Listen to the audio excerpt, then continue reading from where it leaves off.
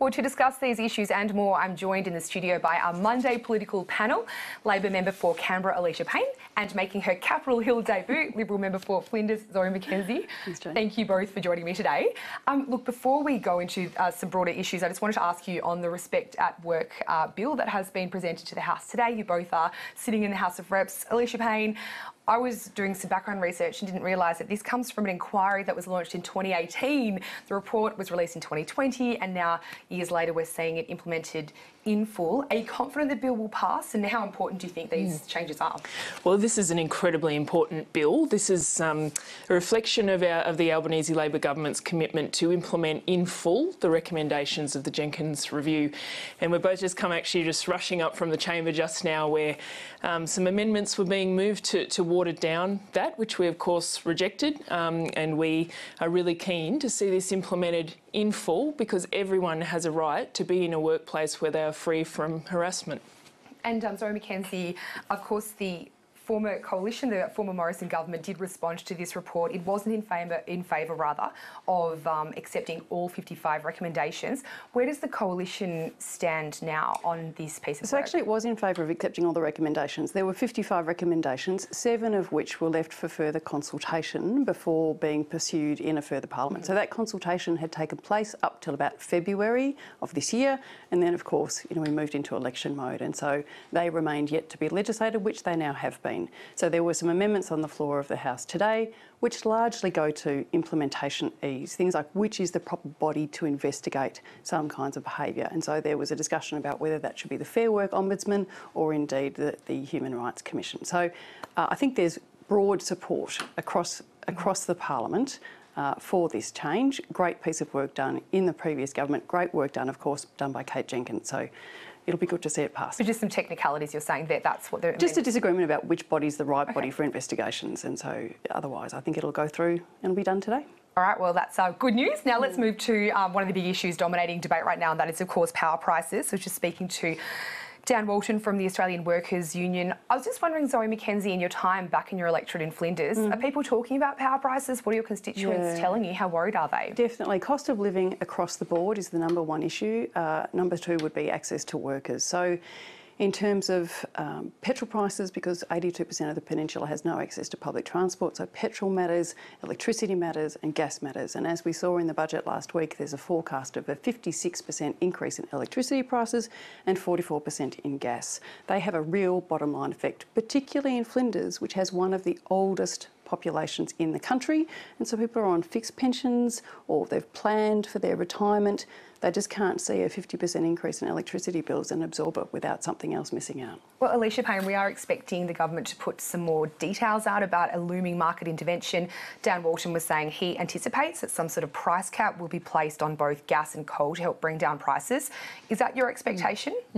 Well, we're very aware of the cost of living pressures on Australians right now, and obviously the Treasurer and the Minister for Climate Change and Energy have talked about the fact that they are looking at all the options on the table at the moment, and will be, letting us know as soon as they know what will be done in that area, because it is something, really pressing on Australians at the moment. But in the broad, our government is investing in renewable energy to an unprecedented level, and this is what will ultimately bring power prices down.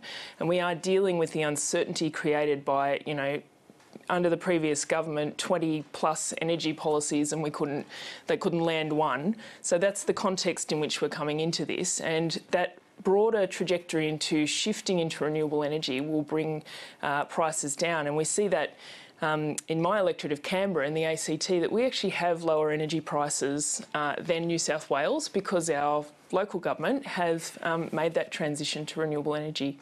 So, of course, no one's blaming Labor for the current crisis that we find ourselves in. You've got the war in Ukraine, there are long-term issues with the national energy market, but Labor is in power now, so all eyes are on you to try and fix it. Would you expect that there will be some sort of fix, some sort of intervention before Christmas, before Parliament rises for the year? Well, I think the Treasurer and the Minister for Climate Change and Energy have made it pretty clear that they, are working on this right now and will let us know as soon as they have more to say. All right, well, the other issue that's been discussed in this context is taxing gas exporters more. Treasurer Jim Chalmers has said a few times now that the community expects more money to be extracted from the petroleum petroleum resource rent tax. Do you agree with that observation? Would the Liberal Party look favourably upon hiking taxes on the exporters? I just think we need to tread carefully in these arrangements. Some of those export deals have been set in our free trade agreements, which I used to work on in this building a long time ago. So they're very hard to undo. But equally speaking, we need to look at all the options that are possible. One of the things also in last fortnight's budget was that gas exploration funding or research was taken away. So there were many options on the table for increasing supply that would have obviated the need to go down the path you're describing. But again, they were abolished in the budget. So I don't think at this point anyone should be, how would I put it, hedging their bets or closing off options for making sure we've got secure supply, affordable supply and predictable supply, and that would be my main concern. Obviously everybody's really worried about this at the moment. We've heard a few of the premiers taking pot shots at each other. Dan Andrews in Victoria, of course your home state, for a long time there was a moratorium on onshore gas exploration.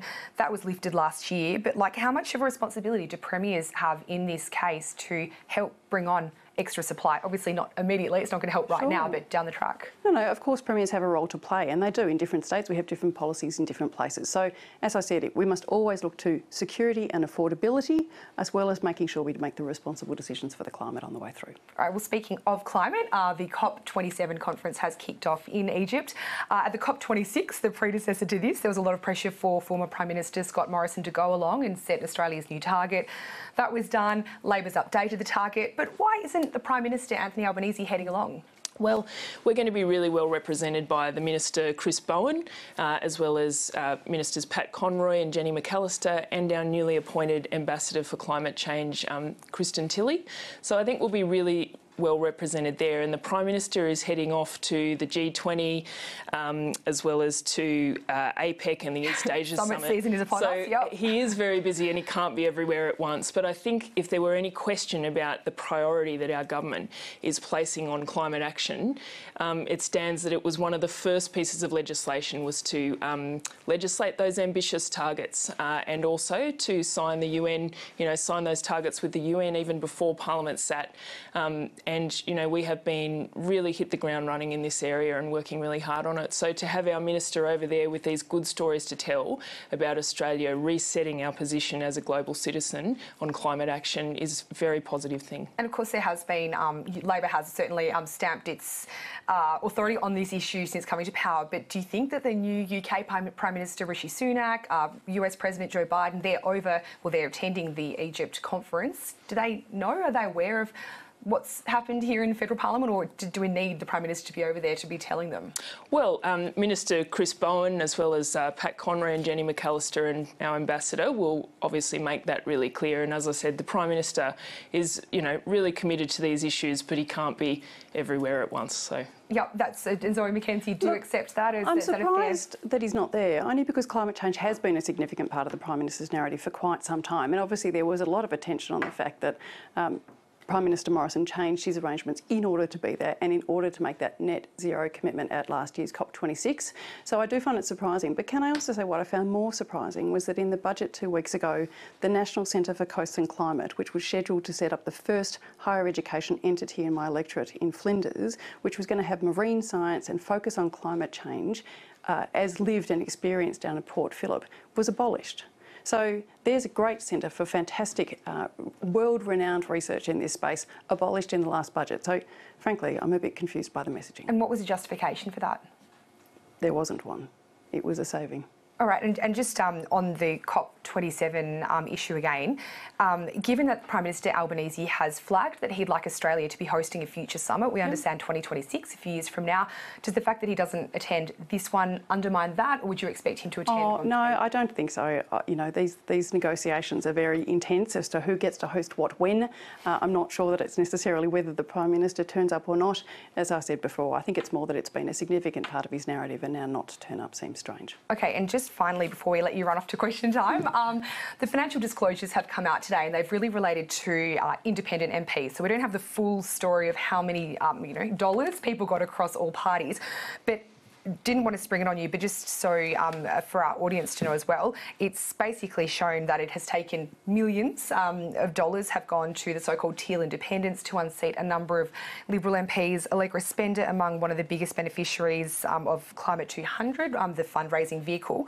I just wanted to know, as obviously MPs who have been through an election campaign, does it surprise you the amount of money that has gone towards, firstly, Alicia Payne, these Climate 200-backed independents? It doesn't really surprise me because they did run big campaigns, and I think we saw that with Senator David Pocock in the ACT. Look, Labor has talked about donation reform, and I think it's a really important area and something certainly my constituents are interested in. And honestly, I think the less we spend on elections, the better, because it's not a productive use of money. But this is the playing field that we're in, I suppose. So it's important that the public know about this.